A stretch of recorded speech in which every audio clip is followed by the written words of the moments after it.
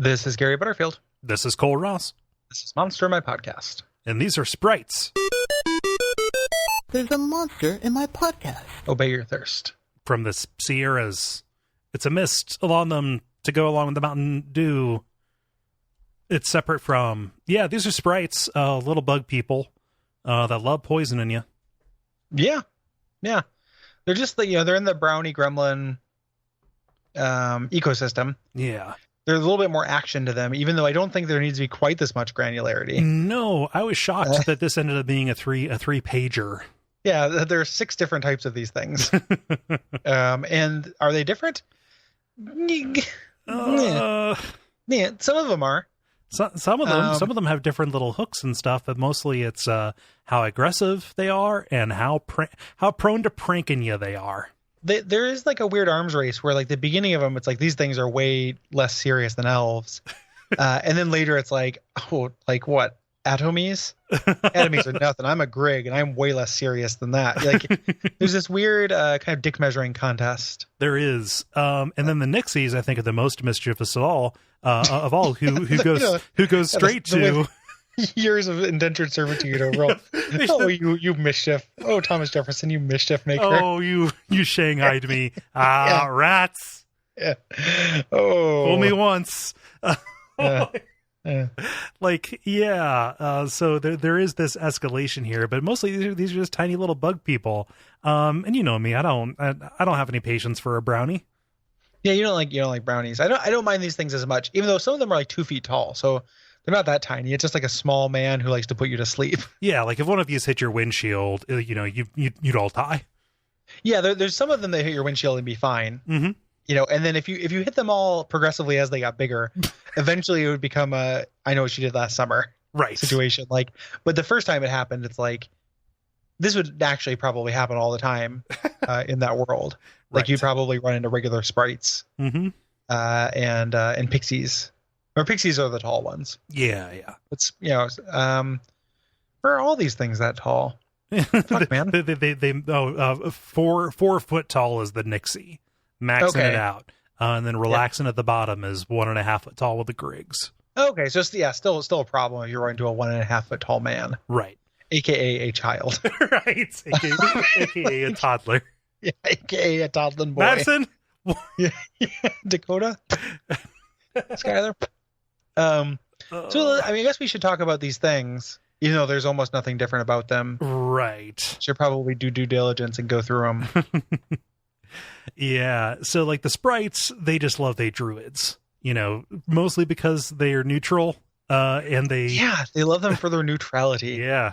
And they think they don't like talking to elves about woodland matters because the elves are too serious about that or too flippant. Yeah. Right. Yeah, most are too serious. Too serious about more woodland affairs. I can believe are druids either. Not serious about woodland affairs? I think that with comfort with nature comes a kind of levity about it. Almost a trees will be trees kind of thing. Yeah, trees got a tree. Yeah. Sea Sprites, these fellas end up basically they will incapacitate you either way. But if you are good, they will just deposit you on a nearby shore. Yeah, that's what most of them do too. Like the Sprites will do that too. They just like stick you somewhere and take your weapons. Yeah. But they summarily execute you if you're evil. Right. Or if you mess with a coral reef. Yeah. If you're diving, you just want to take one small piece of coral back for your kid. Nope. Nope. A sea Sprite will murder you. But it's the same, there's elves and water elves. It's that same bullshit. Yeah. Pixies are the first point at which I think it becomes pretty superfluous here. Because pixies are also 2.5 feet tall. They have like a slightly different like weapon loadout. Yeah. But they're very similar to everything else. Their thing is that they use a special poison on their weapons, which will completely wipe your memory. And the only things that can fix it are a heal or limited wish. Yeah, so they're a Michel Gondry movie. Right. In Dungeon Master form. And they can also cast Otto's Irresistible Dance once per day. So they are fucking obnoxious. Yeah.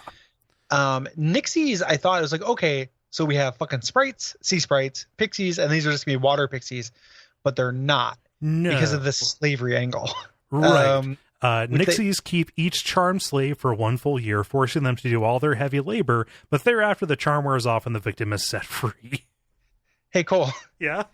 Can you do me a favor? I'll give you my Richard Nixie impersonation. I am not a brook.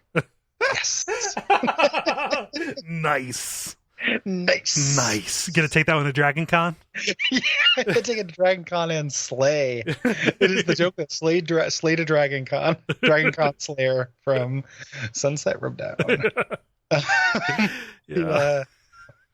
But yeah, so they make you a slave. Mm-hmm.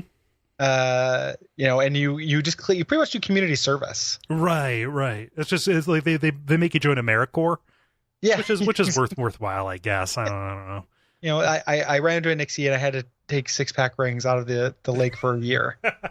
And then you're fine. Yeah. Then you're back. I would feel like I grew as a person if I could remember any of it. Yeah, exactly. Except I woke up, it was a year later, and I was buff as fuck. Yeah, that's the trick with the Peace Corps is you actually forget the entire time you spend in it. Yeah, they got that. They got those Men in Black sticks. Anybody who says they remember the Peace Corps obviously wasn't in the Peace Corps, bro. You have to imagine those people fuck, right?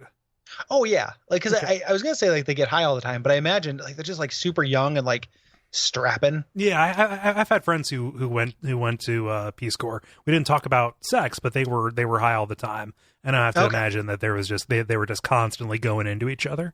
Oh, absolutely. Yeah. Like I don't know how else you keep yourself busy, like building a fucking well down in some other country. Like if you're not spending those nights, like just going into Bone Town. Yeah, I like how you avoided saying an actual country. I did. It was very conscious. I had what I was going for, but then I changed my mind. Yeah. But yeah, they probably fuck all the time. Oh yeah. I Atomies, they just get smaller and more annoying. I don't care about Atomies or Griggs so badly. Like these things do definitely. So there's at least 3 of these I don't need to have exist. No. There's one great thing about the Griggs. So in the loadouts, and this is why you have to make sure that you read everything, because you think, okay, well, like there are some surprise rolls. There's some that have darts. They're okay, whatever. This is going to be the loadout. No, and one Grig fiddler. Grigs never go anywhere without a fiddle. Plays a song with the same effect as Otto's irresistible dance. All right, so these are walk-in portable hootenannies. We've already been to Otto's irresistible dance though. Like that's the thing that it makes it. I mean, I guess he has a fiddle. But the fiddle is the important part. I would rather they're literally playing the world's smallest violin. Brought to you by our backers at patreon.com/duckfeed.tv.